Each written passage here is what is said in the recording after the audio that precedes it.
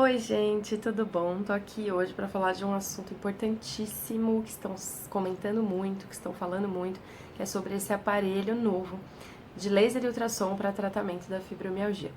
Então eu tô sendo assim bombardeada com links de notícias, tá todo mundo me marcando em tudo para ver, pedindo minha opinião. Então eu decidi, né, assim, me sentir na necessidade, no dever de gravar um vídeo falando sobre isso, trazendo um pouco da minha percepção e também alguns esclarecimentos. Então, o primeiro ponto que eu queria falar, que é muito importante, é a gente pensar na forma como a mídia traz essas notícias pra gente, né? A mídia vai lá, pega resultados de um estudo, pega alguma coisa que ela ficou sabendo e transforma isso numa novela, né, numa manchete sensacionalista, porque o interesse da mídia, na verdade, é a audiência, né? Ela não necessariamente está tão preocupada com a qualidade das informações que passa ou como que isso vai refletir nas pessoas, né, o impacto que essas notícias têm nas pessoas, porque de verdade é um veículo ali comercial que está querendo Ibope, né? Então, uma manchete, né, uma chamada que me incomodou demais foi a manchete do R7, que inclusive foi a que mais bombou esses dias, falando que um aparelho zera dores da fibromialgia. Obviamente que isso vai bombar na internet, porque as pessoas batem o olho e já falam, meu Deus, né, finalmente encontraram um aparelho, ainda mais que eles falam, vem de um estudo que foi feito. Então pronto, né, a receita pronta para enganar as pessoas. Porque na verdade não é essa a realidade. Quando a gente lê esse tipo de notícia, fica parecendo que finalmente acharam um aparelho que resolve, é só você ir lá e ele vai zerar, diminuir as dores da fibromialgia. Infelizmente não é essa a realidade. Então, eu sempre falo que é muito importante a gente ter cuidado, né, e ter um pensamento crítico em relação às coisas que a gente lê. Hoje em dia ainda isso é um assunto super polêmico, né, das fake news e tudo, e a quantidade de informação distorcida, né, não necessariamente falsa, mas distorcida, que induz a pessoa a pensar alguma coisa, isso é usado para manipular mesmo, né, para, como eu falei no caso da mídia, para conseguir audiência, né, e eles fazem isso com muito sucesso, porque a notícia está sendo super compartilhada. Então, cada vez que eu recebo mais um link da notícia, eu falo, meu Deus, eu preciso falar sobre isso. Então, em primeiro lugar, mídia, né, muito cuidado com a mídia, porque não dá pra gente ter uma confiança cega nas coisas, nas informações que chegam até a gente. E aí entra já nesse segundo ponto, né? Quero falar de 3 pontos. O segundo ponto é refletir um pouco sobre o estudo, né? Eu fui atrás, fui ler sobre esse estudo, peguei o artigo original que foi publicado. E na verdade, eu já tinha lido sobre isso no ano passado. Essa notícia já tinha sido compartilhada, só que agora ela voltou, né? Ela deu uma retomada. Eu acredito que pelo fato de que o aparelho vai estar disponível esse ano nas clínicas, né? E acredito que até em posto de saúde, enfim, pelo SUS. E aí eu fui ver mais uma vez o estudo, o original, né? O artigo publicado. E aí eu quero falar uma coisa que é muito importante, que é um pouco mais técnica, mas eu vou tentar explicar de uma forma muito simples, né? Para quem não sabe, eu sou farmacêutica, já trabalhei com essa parte de estudo científico, de estudo clínico para novos tratamentos e também faço hoje pós-graduação na Faculdade de Medicina da Unesp, especificamente sobre fibromialgia. Então também conversei muito com a minha orientadora sobre esse assunto para a gente poder compartilhar com vocês uma informação, né, de qualidade, uma informação verdadeira. E o que acontece é que nem todo estudo científico é lei, né? Nem todo estudo científico a gente pode confiar cegamente, porque tem muitos fatores envolvidos, né? Quantidade de pessoas que passaram pelo estudo, o método do estudo, como que ele foi feito, e sem querer criticar ou falar que esse estudo é bom ou não é, mas a gente precisa refletir um pouco sobre isso.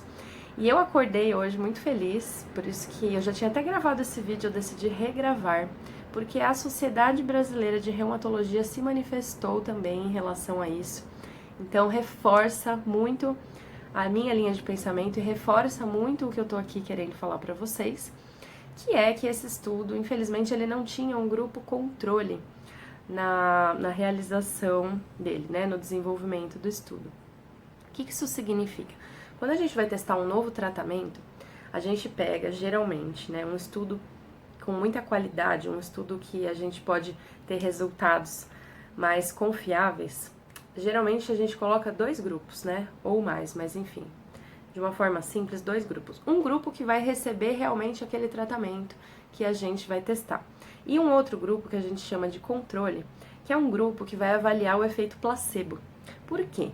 Porque o efeito placebo é uma coisa que é muito inexplicável na medicina e basicamente ele mostra o poder da nossa mente na resolução de alguns problemas, até na cura de algumas doenças. Então a gente pega esse grupo e dá o tratamento. E aí a gente vai ver lá, 50% das pessoas melhoraram. Aí a gente vai ver no grupo placebo, que não recebeu nada, né? Muitas vezes a gente dá uma cápsula, um comprimido, igual o do tratamento, só que dentro da cápsula não tem o princípio ativo, né? A gente fala pílula de farinha. E mesmo assim esse grupo placebo melhora. Esse grupo tem 40% de melhora, né? Tô inventando esses dados, mas só para vocês entenderem. E aí a gente precisa comparar o quanto que esse tratamento de verdade é superior ao efeito placebo. Porque é aí que a gente consegue falar com mais propriedade que esse tratamento é eficaz ou não. Isso é uma coisa que não é uma opinião minha, não é assim uma coisa que eu tô achando, é uma coisa que todo mundo que faz estudo científico sabe que um estudo, para poder falar que o tratamento é eficaz, precisa ter esse grupo controle, né? E esse estudo sobre o laser não tem. Então, até a Sociedade Brasileira de Reumatologia se manifestou hoje, falando que acha importante todos esses estudos, mas que aguarda estudos complementares para comprovar a eficácia desse tratamento, né? Porque a partir desse estudo só, não tem como a gente afirmar. E aí a mídia vem e fala que o estudo vai zerar as dores. Então isso é muito complicado, porque dá esperanças de uma coisa que não necessariamente vai acontecer, né? Eu não tô falando que não funciona o tratamento, só tô falando que com as informações que a gente tem hoje, não tem como a gente garantir isso. E mesmo assim, né, a maioria dos estudos científicos de tratamento nunca é 100%. O tratamento nunca é 100% eficaz. Então você vai ver lá que, né, do grupo que foi estudado, 60% teve melhora, 50% teve melhora. Então, tem muita gente que vai fazer o tratamento e que não vai ter esse resultado. Então, a minha preocupação é o quanto que a gente fica depositando de esperança numa solução milagrosa que não necessariamente vai ser assim que funciona pra gente, né? E o estudo foi feito com um número pequeno de pessoas também. Então, quando a gente fala em população, é muito mais gente que vai ser impactada por esse tratamento. Cada organismo funciona de um jeito muito diferente do outro. Então, é realmente muito irresponsável uma mídia compartilhar uma notícia com esse tipo de promessa, né? Que zera as dores, que cura as dores, que diminui as dores. Porque não necessariamente é isso que vai acontecer. E aí eu entro num terceiro ponto que eu quero falar, que é muito importante também, né? Acho que talvez seja o mais importante deles, que é essa cultura que a gente tem muito passiva em relação à nossa saúde e de esperar uma solução externa para resolver ali o nosso problema. Então, na fibromialgia isso acontece muito, né? Eu acompanho, já estou trabalhando com isso há alguns anos, e sempre tem uma expectativa de que alguém vai descobrir alguma coisa que aí finalmente vai resolver o nosso problema, né? E a fibromialgia, hoje em dia, a gente ainda não sabe os mecanismos, né, como funcionam. Até esse laser, ele é aplicado na palma das mãos. E sim, existiu um estudo que falou sobre uma sensibilidade na palma das mãos da fibromialgia, mas isso também não é algo totalmente esclarecido e estabelecido. Então esse foi um outro ponto até que a Sociedade Brasileira de Reumatologia colocou, que o nosso conhecimento atual sobre a fibromialgia não dá para garantir que esse tratamento, né, na palma das mãos vai ser de verdade a grande solução. E de fato essa grande solução não existe, porque em primeiro lugar a gente não conhece muito bem os mecanismos da fibromialgia para poder agir nessa causa, né? Como que a gente vai atacar uma coisa que a gente não sabe o que é? Então, se a gente não sabe a origem da doença, não tem como afirmar que aquilo vai resolver. Pode resolver, né? Tem muitos tratamentos aí que funciona bem para uma pessoa, não funciona para outra, mas tudo ainda é muito experimental, tudo ainda é muito na base da tentativa, né? Exatamente porque a gente ainda não sabe, não tem informação suficiente para poder dizer. E no caso da fibromialgia especificamente, assim como outras doenças, né, diabetes, por exemplo, que é super conhecida, né, já os mecanismos estão todos muito bem estabelecidos, os tratamentos também. Mesmo assim, o comprimido não é a solução mágica. A pessoa precisa ter uma participação, precisa mudar hábito, né, cuidar da alimentação, fazer exercício físico e se responsabilizar também por essa melhora. No caso da fibromialgia, isso é extremamente importante, né? Eu sempre bato nessa tecla, que enquanto a gente fica esperando uma solução externa, alguém vai resolver o meu problema, alguém vai descobrir alguma coisa, vai chegar algum tratamento, alguma cura, a gente perde totalmente o nosso poder e a nossa capacidade de melhorar, né?